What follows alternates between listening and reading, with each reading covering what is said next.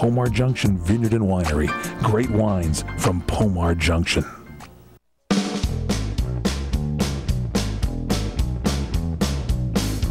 PM Show Weekend Edition on CRN Digital Talk Radio. I'm Michael Horn, once again, the star of our show, Mr. Fred Dreyer. Thank you so much, Michael Horn, and again, welcome back from your duties over on the overseas. You were in Hawaii. Yeah. Did you go to the Arizona? No, I was on the island of Maui. I went to Maui in search of the best Mai Tai. Did you smoke a lot of ganja over there? I don't know what it was that I was smoking, but I did have some Mai Tais. It's Maui Wowie. Is it Maui Wowie? Is that what they have there? Yeah. Ganja is what they call it? Yeah. You know, our president used to school himself over there in Hawaii. I don't know if you know that or not. President Obama was... he knew. Yeah, that's right. Yeah, I knew that. He was there. And you were mentioning the great Senator Ted Kennedy. In a book here recently that I read, the great Senator Ted Kennedy, himself the lifelong Democrat, ran against arguably the second worst president of the United States compared to Barack Obama. I'm putting now as number one, Jimmy Carter. And back in that election, Ted Kennedy was running against his Democratic brethren for re-election. Carter was going for it. Ted Kennedy running against him. And Ted Kennedy wanted to talk to the Russians to make sure that he could get some support. And so he had the laws changed so that you couldn't be wiretapped if you talked to enemies of the United States unless you were divulging state secrets. And because that law was changed, we couldn't wiretap any terrorists, and 9/11 happened. So thank you again, Ted Kennedy, for the fall of the World Trade Center. You know, it's interesting, but every time last night when I saw the piece on Ted Kennedy, I wanted to see the hologram of Ted climbing out of the Chappaquiddick, underneath the Chappaquiddick Bridge. Is there a hologram? I'm sure there's a hologram when he dove repeatedly down to try to save Miss Kopechne. Mary Jo. She was in the back seat of that car, and he survived that. He was a survivor, I have to tell you. Yeah, he sure did survive. Rest his soul. He survived, and she's in the back. She did not survive. She did not survive, and he could have went back there and gotten her. But that's who they celebrate at the DNC. Yeah. We just have Clint Eastwood up there with the empty chair. I like that better. Yeah.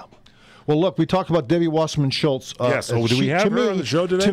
To me, Debbie Wasserman Schultz, for some reason, has really captured my fascination. Really? Yeah, she is the ugly mug that to me represents liberalism today.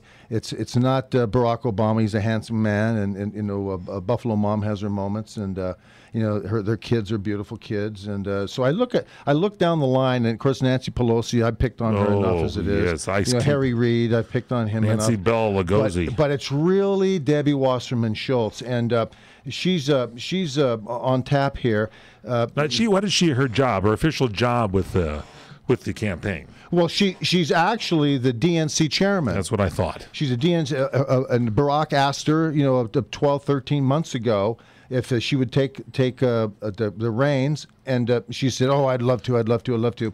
And since then, she's been forefront, and she's been an absolute a disaster.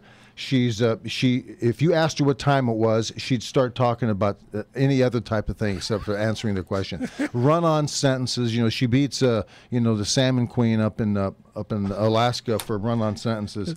Talking about Sarah Palin now? Yeah, and it's just Salmon terrible. Queen? Yeah, it's terrible. And so what we have here is Obama. Here's Debbie telling us that Obama wants to keep everyone and help everyone to become successful. Here's Debbie.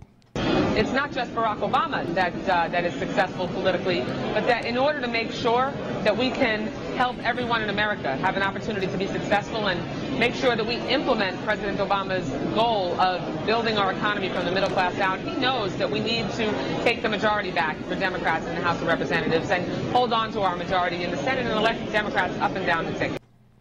Yeah, see, what's interesting is that the arrogance of the elites, ladies and gentlemen, as you well know by now, and believe me, this audience, I know for a fact, after doing the show for a year and getting our feedback that we've had, we know for a fact that you folks out there are way ahead of the curve. I don't need to talk too much in depth about a lot of this stuff, but the government, as I said, their whole ethos is to separate people into groups in order to bring them together again. And when they bring them together, they are going to be in charge of all of these people. They're going to be in charge. They're going to be able to tell you and dictate to you. So she's telling us that Barack wants to help everyone become successful.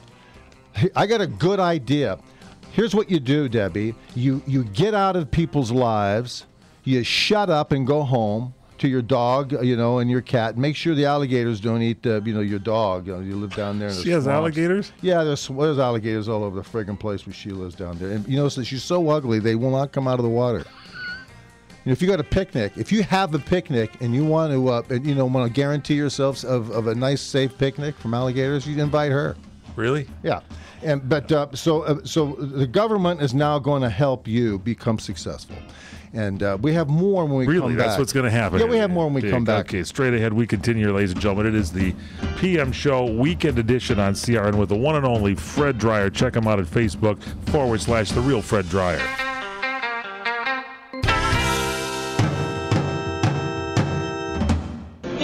Listen, if you're considering buying hardwood flooring, don't do anything until you've written down this number and received your free Lumber Liquidators catalog.